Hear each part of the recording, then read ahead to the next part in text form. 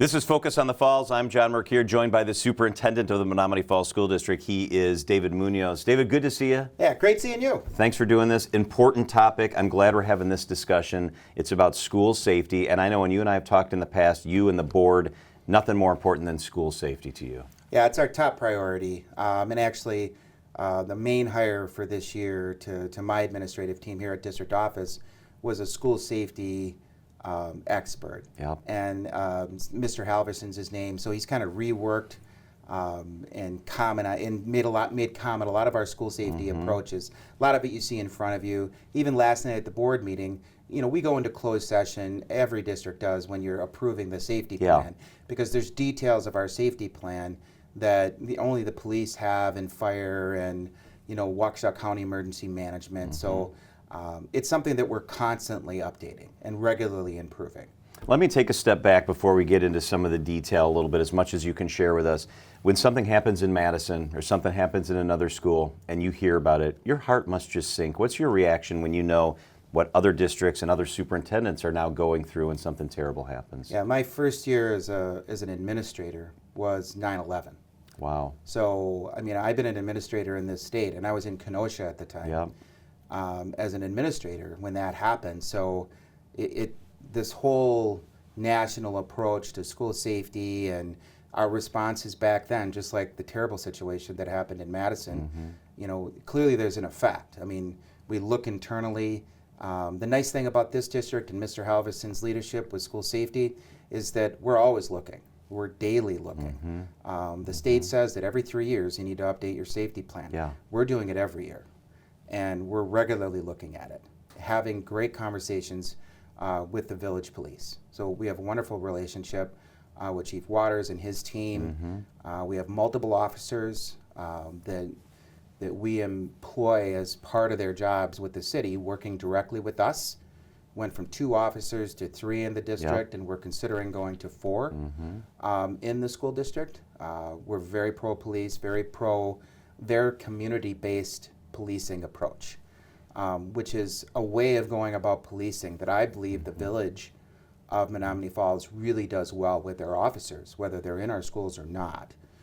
They're very much about community-based policing, which is knowing the people that they're policing and serving, and making sure they're having conversations, not just with everybody, with me, with you, with everybody in the community. So I think the chief does a wonderful job with that, and I think our officers are just outstanding here. You know, having school resource officers in the schools allows students and administrators to have relationships with officers, and for kids to have a good role model and to not fear the law and to understand what safety is all about. How important is that relationship which you've fostered between the police department and your buildings? You know, and I'll mention their names. I mean, Officer Kopinski, Officer Holtz, Officer Weber. I mean, they're officers that I know, but it's not just me knowing them, that everybody knows them. Yeah. That our teachers know them, our principals know them. They're regulars with our DARE program. Yep. DARE programs have become less common. We're leaders with our DARE program through our relationship with the police department. But also, they bring trainings in from around the state to this district to work with our students to train other officers how to do it, like our good friends and the village police are doing here. So having that wonderful relationship with the police department is a necessary first step, and we're there with that. And we want to continue to nurture that relationship because we're always full. Yeah. You know, I was at an event this weekend for the dance team. Yeah. There was thousands of people. I mean, I saw the cars, right? It was thousands, and it was 85 85 different teams, 1,500 dancers, and 3,000 different people coming in and out from 8 o'clock to 8 o'clock at night. You know, and obviously the police are actively involved. It's a small city just right there on that site, and you'll see that again tomorrow night.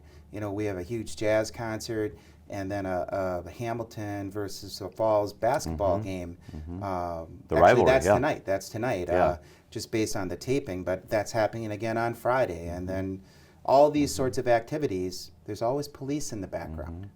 And I like that. It gives me as a member of the community a sense of safety and security. So let's go through some of what you have in front of me, because you have a detailed plan that you've put together and laid out in different resources that are deployed, and this is an important part of what happens in the district. Yeah, it was a team approach. Mr. Halverson with our principals, with safety teams in all of the buildings. But one of the big things is if you see something, say something.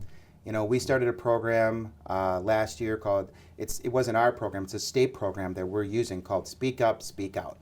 The nickname is SUSO, S-U-S-O. You go on our website, you can see all of it listed there. So Speak Up, Speak Out. And it's an anonymous way, or confidential way, not anonymous necessarily, to put in information to let us know, hey, you need to know about this, you need to look into that. So that's a piece. It also goes to the state, it comes to us, police if it's an emergency, and administrators as well for us to deal with it. But also door security. Door security comes up in a lot of safety incidents, whether they're major incidents or less, or minor incidents. And that's one thing about security is everyone. This is the thing that we started this year. Security is everyone's job. Do not prop doors open. It seems simple, but door security is a major part.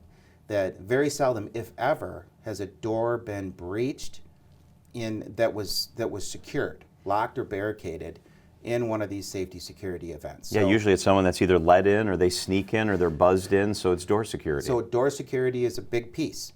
And every one of our buildings now, the high school just finished last year, have what you call limited access entries.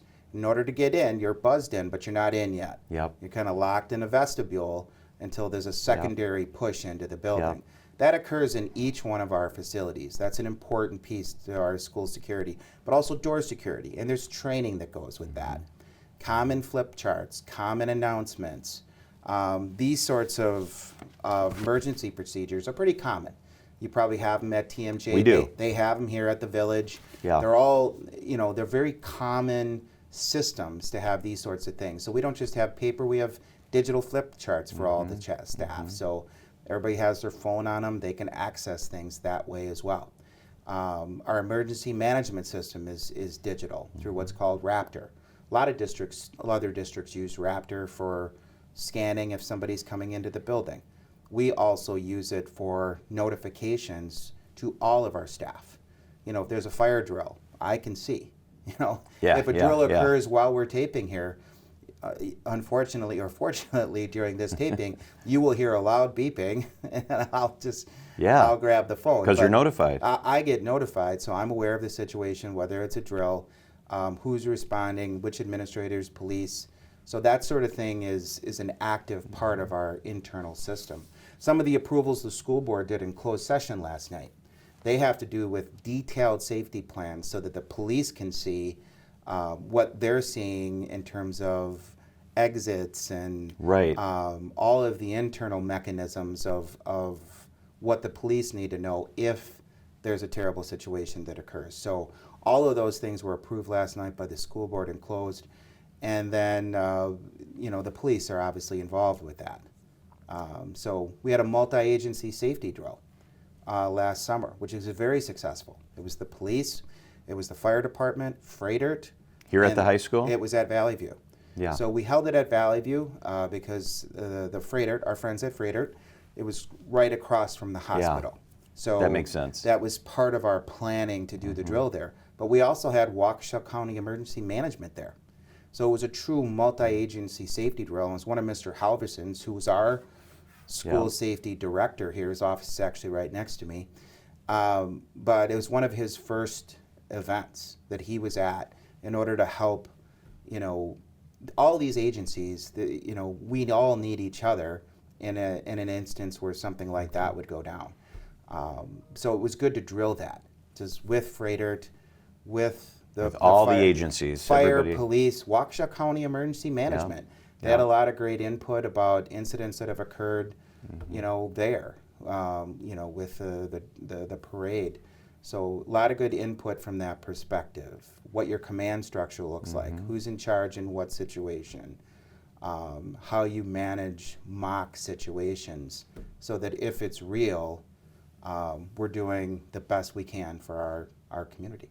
An important topic. For more information, you can check out the district website. There's information on there. District website has a school safety corner. Yeah. So I encourage people to go to the school safety corner. You can see a lot of that information that is available to the public, some of it available to the public there.